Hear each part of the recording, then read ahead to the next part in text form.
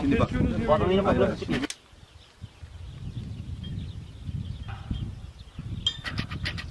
Suyumuz yok. Suyumuz yok. Yok abi elektrik yok. 4 gündür bir fazla gelmiyor değil mi Tayyip? Yok. 4 gündür elektriğim yok. O ben otomatik ödeme talimatı vermişim yani. Paramı veriyorum ama karşılık alamıyorum. Tamam. Maalesef.